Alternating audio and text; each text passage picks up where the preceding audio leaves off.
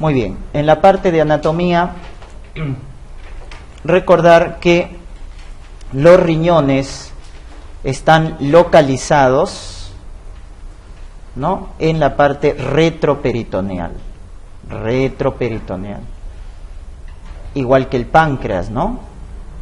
Igual que el páncreas, los riñones son retroperitoneales, ¿ya? Están localizados en el retroperitoneo. Más o menos, ¿a qué altura están ubicados los riñones? Entre T12 y L3. Entre la vértebra dorsal 12 y L3. Entonces, como pueden ver, el riñón derecho está un poco inferior. Es más inferior en comparación al riñón izquierdo. El riñón izquierdo está un poco más arriba, medio centímetro a 1 centímetro más arriba, y eso debido a la presencia del hígado en el lado derecho. La presencia del hígado hace que el riñón derecho esté un poco más por debajo en comparación al riñón izquierdo, ¿no? Y este gráfico nos puede orientar cómo el riñón está por detrás, está en el retroperitoneo, ¿no? ¿Y quién se relaciona por delante del riñón? Miren, por delante del riñón está relacionándose la segunda porción del duodeno, como lo pueden ver acá.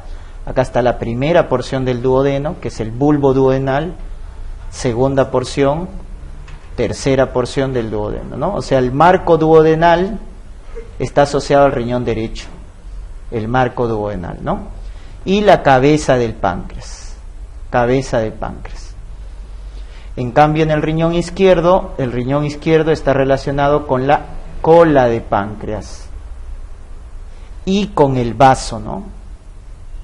Con el vaso está relacionado el riñón izquierdo, ¿no? Están localizados en la parte retroperitoneal. Y recuerden que el riñón tiene un colchón, como se está dejando ver ahí, que es la llamada grasa perirrenal, que es un importante mecanismo de fijación, la grasa perirrenal. Y están envueltas por una fascia, la llamada fascia de Gerota, que es una cápsula fibrosa, llamada fascia de Gerota, ¿ya? Es la cápsula fibrosa que envuelve al riñón, ¿ya? Que envuelve al riñón. Esta es una vista anterior, ¿ya? Es una vista anterior, porque en la parte posterior podemos ver cómo el riñón está relacionado con las últimas costillas, ¿no es cierto? Con las últimas costillas. En el caso, como esto está desde una vista posterior, este es el riñón derecho y este es el riñón izquierdo. ¿Cómo me doy cuenta? Porque el izquierdo está más arriba en comparación al riñón derecho. Y miren cómo el riñón derecho está relacionado con la última costilla, con la costilla 12. En cambio, el riñón izquierdo está relacionado con la costilla número 11 y costilla número 12, con las dos últimas costillas en el lado izquierdo y con la última costilla en el lado derecho. Por eso, cuando les mencionen fractura de las últimas costillas, ¿con qué se asocia la fractura de las últimas costillas? Con trauma renal.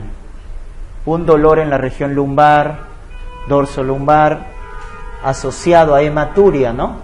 Presencia de sangre en la orina, con fracturas en las últimas costillas, debemos descartar un trauma del riñón, ¿no? Un trauma renal.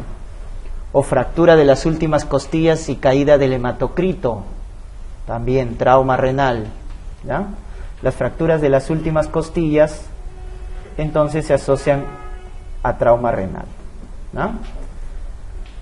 ¿Sobre qué músculo están descansando los riñones? Por acá se deja ver un poco este músculo, que es el llamado músculo psoas ilíaco, ¿ya? El músculo psoas ilíaco, sobre el músculo psoas están descansando los riñones, ¿ya? Sobre el músculo psoas ilíaco están descansando los riñones, ¿no? Acá también podemos ver, ¿no es cierto?, su relación con algunas estructuras vasculares, ¿no? Entonces miren el riñón, ¿no es cierto? En la parte más anterior del riñón está entrando la vena renal, ¿no? La vena renal que va a sacar sangre del riñón y desemboca en la vena cava inferior. Por detrás de la vena renal está la arteria que nace de la aorta, ¿no? La arteria renal nace de la aorta, ¿no? Y por detrás ya está pelvis renal, ¿ven? Ahí está la pelvis renal, ¿no? Entonces es importante que recuerden esa localización. Primero está la vena renal, segundo la arteria renal y más por detrás la pelvis renal, ¿ya? Esa es la localización. Primero vena, que va a desembocar en la vena cava inferior. Segundo arteria renal, que desemboca en la aorta. Y más posterior está la pelvis. A este conjunto de tres estructuras se conoce con el nombre de ilio renal o pedículo renal, que se ubica más o menos a la altura de L1, ¿no? Ilio renal o pedículo renal, que se ubica a la altura de L1. Algo que también está asociado a los riñones en su polo superior, como pueden darse cuenta, es esta estructura de color amarillo que viene a ser la glándula suprarrenal, ¿no? La glándula suprarrenal. Muy bien. Muchas veces se forman tumores en la glándula suprarrenal, ¿no? Por ejemplo, tumor productor de aldosterona, que es el síndrome de Kohn, ¿no? Es un tumor productor de aldosterona, síndrome de Kohn. O el feocromocitoma, ¿no? Más conocido, el tumor de la médula suprarrenal, el feocromocitoma. Entonces, muchas veces el urólogo tiene que sacar la glándula suprarrenal cuando hay tumoraciones.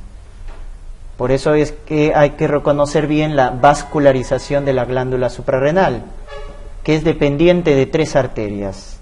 Entonces, este gráfico nos ayuda a entender claramente la vascularización de la glándula suprarrenal. Miren. Entonces, la parte inferior de la glándula suprarrenal, miren quién la va a irrigar. Miren esta rama, ¿de dónde? De la arteria renal. Es la rama inferior, es decir, la arteria suprarrenal inferior. ¿De quién nace la arteria suprarrenal inferior? De la arteria renal. Luego tenemos la arteria suprarrenal media, que como pueden ver nace de la arteria aorta, al igual que la arteria renal. La arteria suprarrenal media nace de la arteria aorta. Y la arteria suprarrenal superior, ¿ya? La arteria suprarrenal superior, que está naciendo de básicamente el tronco o parte del tronco celíaco, ¿no? Parte del tronco celíaco, ¿ya? La arteria suprarrenal media. Entonces tenemos esas tres estructuras: la arteria suprarrenal inferior, la arteria suprarrenal media y la arteria suprarrenal superior, ¿ya? Esas tres van a irrigar a la glándula suprarrenal. Como se dan cuenta, está bien vascularizada la glándula suprarrenal, ¿no? Muy bien. Otra estructura que también podemos aprovechar ver acá es con respecto al drenaje venoso. Es como la vena renal del lado derecho es corta, la vena renal del lado izquierdo es larga, ¿no? ¿Eso es por qué? Porque la vena cava está más hacia el lado derecho. Como la vena cava está más hacia el lado derecho, la vena renal derecha es corta, la vena renal izquierda es larga. Al revés de las arterias, ¿no? Miren, acá está la arteria, en este caso la arteria aorta, y la arteria renal derecha es más larga en comparación a la izquierda, ¿no? Y miren quién está naciendo por acá, la arteria mesentérica superior, ¿no? La arteria mesentérica superior, ¿no? Le hace una pinza, ¿no? a a la vena renal izquierda, la arteria mesentérica superior. Muy bien. Y también podemos aprovechar ver acá el drenaje espermático, ¿no? Miren cómo la vena espermática derecha, donde drena en la vena cava. En cambio, la vena espermática izquierda, donde drena en la vena renal. ¿Ya? Eso acuérdense, la vena espermática en el lado derecho drena en la vena cava. En cambio, la vena espermática del lado izquierdo drena en la vena renal, ¿no? Por eso los varicoceles son más frecuentes en el lado izquierdo. ¿Por qué? Porque hay más resistencia en el lado izquierdo. Por eso se dilata el plexo pampiniforme, ¿no? Que viene a ser el varicocele. ¿Ya? Entonces, en el lado derecho, en el lado izquierdo, perdón, hay más resistencia porque la vena espermática izquierda drena perpendicular a la vena renal izquierda. En cambio, en el lado derecho drena la vena cava, donde hay menos resistencia. ¿Ya? Menos resistencia. Muy bien. Esto es con respecto a las proyecciones de los riñones, ¿no? Entonces aquí claramente vemos, estas son las relaciones, en este caso relación posterior de los riñones, ¿no? Relación posterior. Este es el riñón derecho porque está más abajo y este es el riñón izquierdo, ¿no? Entonces recuerden que en la parte posterior, las últimas costillas, en el lado izquierdo la costilla 11 y miren la costilla 12, ¿no? Las últimas dos costillas están relacionadas, junto con la cúpula diafragmática. En cambio, en el riñón derecho está relacionado con la última costilla, proyección de la costilla 12, ¿no? Y la cúpula diafragmática, ¿no? Luego tenemos también el área para la aponeurosis del músculo transverso del abdomen, para el cuadrado lumbar. ¿Y sobre qué músculo descansa el riñón? Sobre el psoas ilíaco o psoas mayor, ¿no? Psoas ilíaco o psoas mayor. ¿Ya? Esas son las proyecciones en la parte posterior, ¿no? Recuerden entonces la relación con las últimas costillas. ¿Qué tamaño tiene el riñón? El tamaño del riñón es variable, pero aproximadamente tiene de largo 12 centímetros, ¿ya? 12 centímetros de largo por 7 centímetros de ancho, ¿no es cierto? Y más o menos 3 de espesor, ¿ya? 12 por 7 por 3. Y tiene un peso aproximado de 150 gramos. 150, cada riñón, ¿no? Cada riñón. Se dice que es el tamaño de un puño el riñón, más o menos. El tamaño de un puño extendido, ¿ya? 150 gramos, 12 por 3 por 7 aproximadamente, ¿no? Recuerden que el riñón es el órgano que consume más gasto cardíaco por gramo de tejido. Por gramo de tejido. Porque ¿cuánto del gasto cardíaco se lleva el riñón? 20%.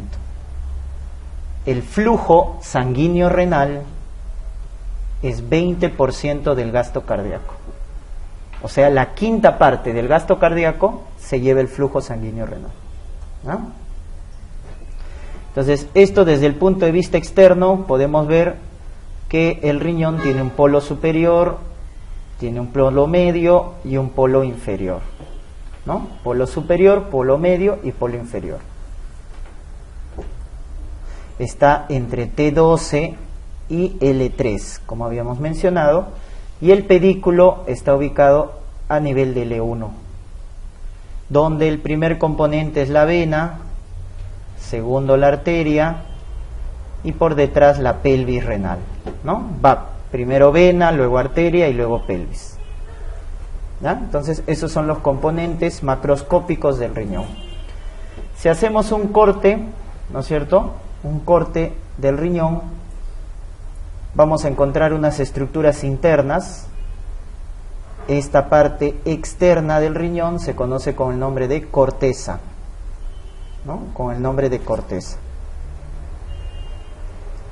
Y estas pirámides que pueden ver ustedes que se forman en el riñón, estas pirámides cuya base está para la corteza y el vértice para la parte más interna, constituye la médula renal, esas pirámides, ¿no? Que se conocen con el nombre de pirámides de Malpighi. Pirámides de Malpighi. Entonces tenemos una corteza y tenemos una médula. Y pueden darse cuenta que la corteza profundiza a través de unas columnas en la médula, ¿no? ¿Está? Esa es prolongación, lo que estoy colocando de color negro, es como la corteza profundiza en la médula. Esa profundización de la corteza sobre la médula recibe el nombre de columnas de Bertin. Columnas de Bertin. Es la prolongación de la corteza sobre la médula. Microscópicamente, ¿qué contiene la corteza? La corteza contiene al glomérulo, a la cápsula de Bowman y a los túbulos contorneados, tanto proximal como distal. Eso contiene la corteza. La corteza del riñón contiene al glomérulo, la cápsula de Bowman, túbulo contorneado proximal y distal de la nefrona. En cambio, la médula, ¿qué contiene? La médula contiene al asa de Henle, tanto su rama descendente como su rama ascendente, ¿no? La médula contiene al asa de Henle. ¿Dónde va a drenar las pirámides de Malpighi? La médula, ¿no? La médula drena en este punto más interno, que es su vértice, que se conoce con el nombre de papila renal. Papila renal. La papila renal forma los túbulos colectores. Túbulos colectores. Por confluencia de los túbulos colectores se va a formar la papila renal, ¿no? Luego la papila renal drena en los cálices. Los primeros cálices son cálices menores, que son un grupo de 11 a 12 cálices menores. Luego los cálices menores se unen formando los cálices mayores, que son en grupos de 3. Y la confluencia de los 3 cálices mayores va a dar origen a la pelvis renal. Y luego la pelvis desemboca en el uréter, ¿no? Desemboca en el uréter. Esa es la estructura entonces macroscópica del riñón, ¿no? Entonces observamos una corteza, que es la parte más externa, la médula, que está formada por las pirámides de Malpighi. ¿Dónde termina la médula? En la papila renal, ¿no? Ahí está la papila renal, que va a desembocar en los cálices menores. ¿Ya? Cálices menores. Luego los cálices menores se juntan, forman los cálices mayores. Luego de los cálices mayores sigue la pelvis. Y de la pelvis sigue el uréter. ¿Ya? Sigue el uréter. En cuanto a la vascularización, entonces tenemos la arteria renal, que hemos dicho es rama de la aorta. La arteria renal, rama de la aorta. Y la vena renal, que va a desembocar en la vena cava inferior, ¿no? Entonces la arteria renal trae sangre oxigenada, la vena renal saca sangre. Hemos dicho que la aorta va a proporcionar a la arteria renal 20% del gasto cardíaco, que constituye el flujo sanguíneo renal, ¿no? Nuevamente repito, el riñón es el órgano más perfundido por gramo de tejido, ¿no? Pesa solo 150 gramos, pero se lleva el 20% del gasto cardíaco. O sea, aproximadamente se lleva 1 litro por minuto, porque ustedes recordarán que el gasto cardíaco es 5 litros. El 20% es la quinta parte, 1 litro por minuto. Viene a ser el flujo sanguíneo renal. Entonces esa sangre entra por la aorta y miren cómo se distribuye. Se distribuye primero por las llamadas arterias lobares. Las primeras ramificaciones de la arteria renal son las llamadas arterias interlobares. Ahí está, arterias interlobares, ¿no? Luego tenemos las que pasan por la diferenciación, miren, las que están en la zona córtico-medular. La zona córtico-medular más o menos tiene una medida de 15 a 20 milímetros y por ahí está pasando ¿qué arterias? Las arterias y venas arciformes o arcuatas, ¿no? Por la zona córtico-medular pasan las arterias y venas arciformes o arcuatas. Luego siguen las arterias y venas interlobulillares, ya que son las pequeñas ramas, las últimas ramas, arterias y venas interlobulillares. Luego esta arteria interlobulillar va a formar lo que viene a ser la arteriola aferente, ¿no? La arteriola aferente. ¿Ya? Entonces, la arteriola aferente que al final va a desembocar en los capilares glomerulares, ¿no? Que viene a ser el glomérulo. Entonces, ¿cómo es la entrada de sangre? Eso es muy importante que recuerden. ¿Miren? La entrada de sangre es de esta manera.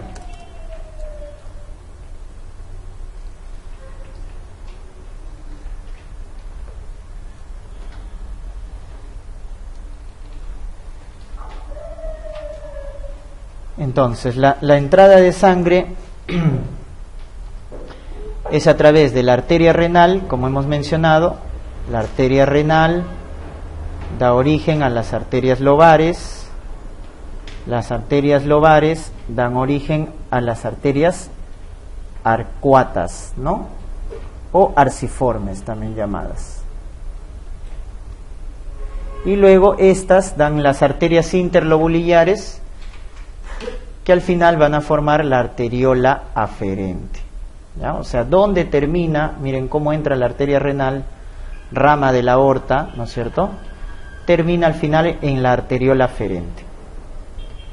Y algo peculiar en el riñón es que la arteriola, que es un vaso de resistencia, recuerden por cardiología, los vasos que regulan la resistencia son las arteriolas. Entonces, la arteriola aferente, ¿dónde desemboca? En el glomérulo. ¿Y qué viene a hacerlo el glomérulo? Los capilares. ¿Qué tipo de capilares tiene el riñón? Capilares fenestrados, porque el endotelio está fenestrado. Y al salir del glomérulo, ¿qué se produce? La arteriola eferente. Y esto es algo peculiar del riñón. Los capilares del riñón en ambos lados tienen vasos de resistencia.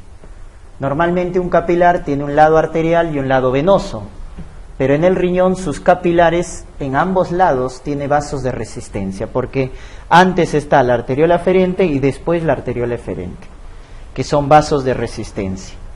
Esos vasos de resistencia van a permitir la autorregulación del riñón, que ya vamos a ver más adelante. Entonces, estos vasos de resistencia que están antes y después del glomérulo van a permitir la autorregulación del flujo sanguíneo renal. De la arteriola eferente que continúa, de la arteriola eferente se van a formar los capilares, nuevamente, peritubulares. Peritubulares, o también conocido con el nombre de vasos rectos, es lo mismo, capilares peritubulares o vasos rectos. Y luego estos capilares recién tienen su lado venoso, ¿no? Su lado venoso, ¿ya? Entonces, acá ya se forman las venas del mismo nombre, arciformes, luego venas lobares, y luego ¿no es cierto?, la vena renal. Y la vena renal desemboca en la vena cava inferior, ¿no? Vena cava inferior. ¿Ya? Entonces miren cómo es el circuito especial del riñón, ¿no es cierto? Tiene dos tipos de capilares, unos capilares fenestrados llamados glomérulos que sirven para formar la orina. Estos capilares van a permitir la filtración, reabsorción al final y forman la orina, ¿no? En cambio estos capilares tuburales son los que permiten la reabsorción de sustancias, reabsorción. Están relacionados con el asa de Henle. Estos capilares perituburales están relacionados con el asa de Henle y permiten la reabsorción de sustancias, de agua, de electrolitos, etc. ¿Ya? Entonces, de esa manera se produce el flujo arterial y venoso de los riñones, ¿no? Entonces, miren, eso es lo que hemos visto acá. Entonces, lo que hemos descrito, esto de acá ya lo hemos visto. Y miren cómo entra entonces acá. Ahí están las arterias arciformes, que recuerden, estas pasan por la zona córtico-medular. Luego da las arterias interlobulares y a partir de ahí tenemos, miren, la arteriola aferente, ¿no?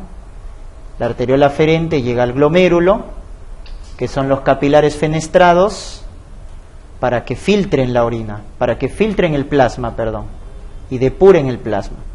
Luego sale con la arteriola eferente, ¿no? Miren, ahí está la arteriola eferente.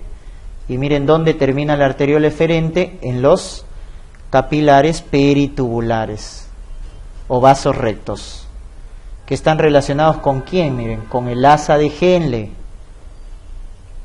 Los capilares peritubulares o vasos rectos están relacionados con el asa de Henle. ¿Alguien recuerda qué produce el endotelio de los capilares peritubulares o vasos rectos? Producen una hormona, la eritropoyetina. La eritropoyetina del riñón lo produce el endotelio de los vasos rectos o endotelio de los capilares peritubulares. ¿Ya? ¿Y dónde está ubicado el asa de Henle? ¿En la médula o en la corteza? El asa de Henle, ¿en la médula o en la corteza? Estaba ubicado en la médula renal.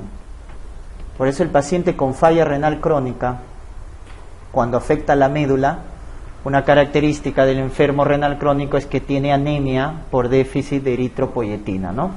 Porque se afecta la producción de eritropoyetina, ¿ya?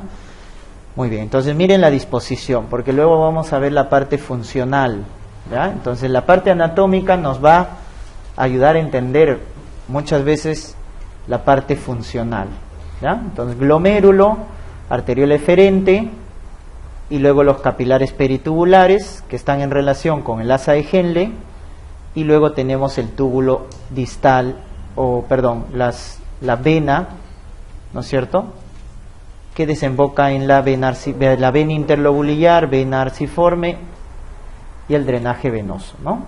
Muy bien. ¿Cuál es la unidad anátomo-funcional del riñón? Se llama nefrona, ¿ya? Aproximadamente hay 2.5 millones de nefronas. 2.5 millones de nefronas. Entonces, ¿qué es la nefrona? Es la unidad anátomo-funcional del riñón. Y hay dos tipos de nefronas que tienen que reconocer. La llamada nefrona cortical, que es la que está acá, la pequeñita, miren, esta de acá. Esta es la nefrona cortical. Nefrona cortical. Pequeña. En cambio esta de acá, que tiene túbulos más grandes y se proyecta hasta la profundidad de la médula, es la llamada nefrona yuxtaglomerular. Nefrona yuxtaglomerular. Dos tipos de nefrona, ¿no? La yuxtaglomerular o yuxtamedular y la nefrona cortical. Son dos tipos de nefrona. La cortical es la más abundante, 80% de las nefronas son corticales. Y solo un 20% son nefronas yuxtaglomerulares o yuxtamedulares, solo un 20%. O sea, las más abundantes son las nefronas corticales. Y miren la diferencia anatómica, ¿no? Entonces, ¿cuáles son las diferencias entre una nefrona cortical y una nefrona yuxtaglomerular? La principal diferencia es con el asa de Henle. Miren cómo es el asa de Henle en la nefrona cortical, ¿no? Tiene un asa de Henle corta. Un asa de Henle corta. En cambio, la yuxtaglomerular, miren su asa de Henle, es un asa de Henle larga. ¿Y qué hace el asa de Henle? El asa de Henle concentra la orina. Es por eso que se dice que la nefrona yuxtamedular concentra la orina. En cambio, la nefrona cortical, que tiene un asa de Henle corta, diluye la orina. Solo diluye la orina. No concentra, solo diluye. Entonces, es una diferencia anatómica importante, ¿no? Que deben recordar. La mayoría de las nefronas son corticales y al tener un asa de Henle corta, diluye la orina. En cambio, la nefrona yuxtamedular, que tiene un asa de Henle larga, concentra la orina, ¿no? Concentra la orina. Muy bien. Miren, acá reconozcan los componentes de la nefrona. Primer componente, glomérulo. ¿Qué son los glomérulos? Capilares. ¿Qué tipo de capilares tiene el riñón? Fenestrados, porque el endotelio tiene poros para poder filtrar, ¿no? Capilares fenestrados. Segundo componente, las dos arteriolas, ¿no? Aferente y eferente. Sale y entran los vasos de resistencia con respecto al glomérulo, que está de color rojo. Tercer componente, el túbulo proximal, que está de color celeste. Túbulo proximal, primer segmento, ¿no? Túbulo proximal, que tiene un segmento contorneado, que es el más grande. Miren cómo está el segmento contorneado, y luego un segmento recto, ¿ya? El túbulo proximal tiene un segmento contorneado y un segmento recto. ¿Cuál es el más funcional y el más largo? El túbulo contorneado es el más funcional. El túbulo contorneado tiene el segmento S1, S2. En cambio, el segmento recto es S3. Es más cortito el segmento recto. ¿Estamos? El túbulo contorneado, el túbulo proximal tiene un segmento contorneado y un segmento recto. ¿Quién es más grande? El segmento contorneado. ¿Dónde es más funcional? Donde se da la mayor cantidad de reabsorción. Muy bien, la parte blanca, ¿no es cierto?, lo forma el asa de Henle, cuarto componente, asa de Henle. Y el asa de Henle, recuerden, tiene una rama hacia abajo, ¿no es cierto?, descendente, y la rama hacia arriba, ascendente.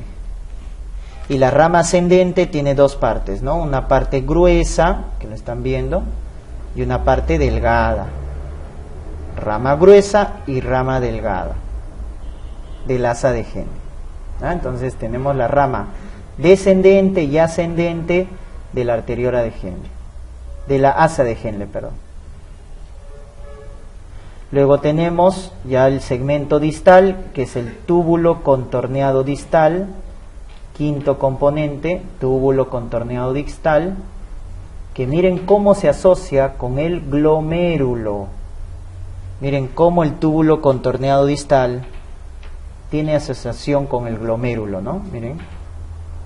Y esto de negrito que ven acá, que es arteriola aferente, lo de negrito del túbulo distal, es la mácula densa, ¿no?